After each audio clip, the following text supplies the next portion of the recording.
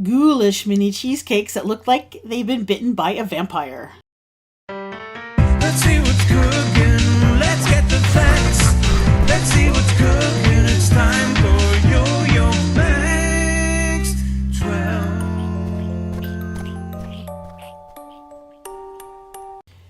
Hello everyone, we're going to start off by making the base of these cheesecakes. That's a cup of graham wafer cracker crumbs, 1/3 cup of melted butter, and a 1/4 cup of white sugar. Just stir that together until it's combined.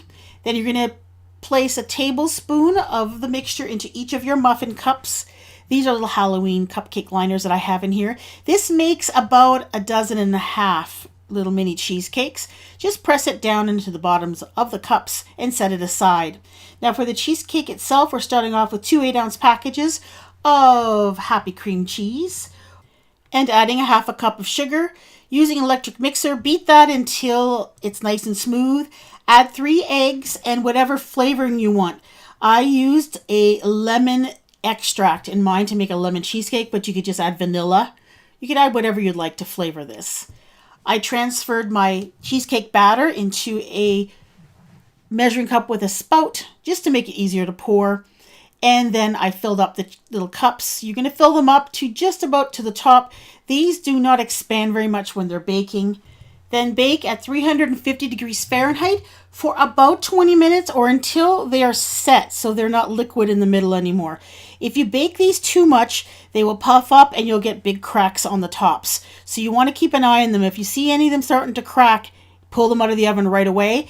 Allow them to cool at room temperature and then put them in the fridge and chill them thoroughly. Once they're chilled, take them out and poke 2 little holes in the top. You can use a straw. I'm using a chopstick to do this. 2 holes about fang width apart. And then you're going to use some red decorating gel. You're going to fill up the holes and you're going to kind of draw it down to make it look like blood is dripping down from a puncture wound. I used 2 different kinds of red decorating gel that I had.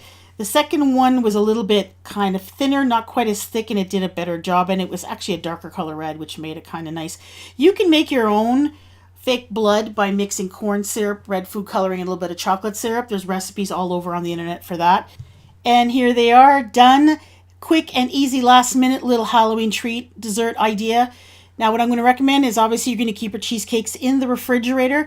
I would not put the red gel decoration on it until you're ready to serve them or the same day as you're going to serve them, because if they sit on top of that cheesecake for a while, the red gel starts to thin out and it kind of spreads out a little bit.